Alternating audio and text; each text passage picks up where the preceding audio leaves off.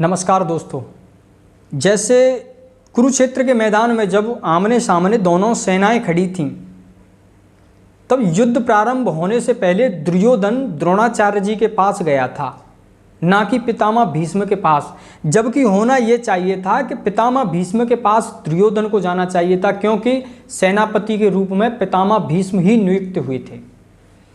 लेकिन वो पितामह भीष्म के पास न जा करके गुरु द्रोणाचार्य के पास गया था। उसका कारण ये था कि दुर्योधन जानता था कि अगर पितामह भीष्म नाराज हो जाएंगे मेरे द्रोणाचार्य जी के पास जाने थे, तो मैं उन्हें संभाल लूँगा, बाद में मना लूँगा अगर वो नाराज़ भी हो जाते हैं, क्योंकि हमारे वो कुटुंब के बाबा हैं।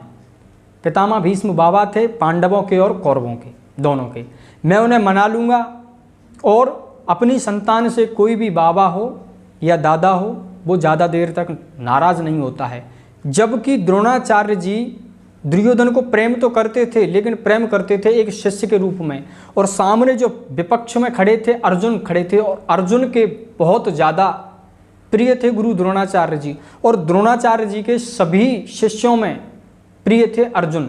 तो दुर्योधन को ये डर था कि कहीं ऐसा ना हो कि मैं द्रोणाचार्य जी के पास नहीं गया, गुरु के पास नहीं गया, तो ये कहीं नाराज़ नहीं हो जाएं। इन्हें राज़ी करना ज़रूरी है, इन्हें पहले मनाना ज़रूरी है। इसलिए दुर्योधन गया था पितामह द्रोणाचार्य जी के पास कि अर्जुन के खिलाफ भड़काया जाए, युद्ध करने के लिए तैयार किया जाए। यही आजकल राजनीति में होता है। क्या होता है, जनता के पास नेता जाते हैं, जो उनके हक का अन्न होता है उसे भी खा करके चले आते हैं। किसी भी कार्य करने के लिए, किसी भी कार्य को अगर करते हैं तो उसके लिए समय एक बार दिया जाता है, दो बार दिया जाता है, बार बार गलतियां नहीं दोहराई जाती हैं कि आप गलती पे गलती दोहराते चले जाइए। इसी तरह से जनता को भ्रमित करने के लिए देश के साथ, राष्ट्र के साथ कौन खड़ा है ये आप भी जानते हैं, मैं भी जानता हूँ, सभी जानते हैं। और जिन्होंने पहले काम नहीं किया है वो अभी काम का झांसा दे रहे हैं, दुर्योधन की तरह।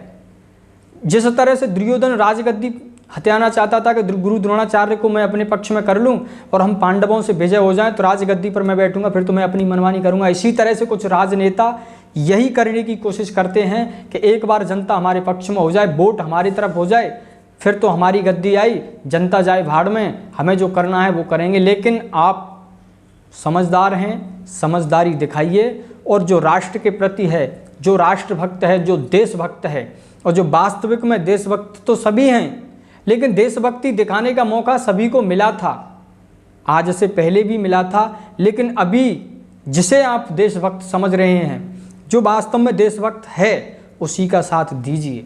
और जो वास्तविक में देशभक्ति की अलग से कोई प्रामाणिकता नहीं देनी होती है, क्योंकि देशभक्त तो देशभक्ति ही होता है, उसके रग रग में, खून खून में देशभक्ति छाई होती है। इसीलिए पागल ना हो, जो देशभक्त है उसका साथ अवश्य दें। नमस्कार, जय हिंद, जय भारत।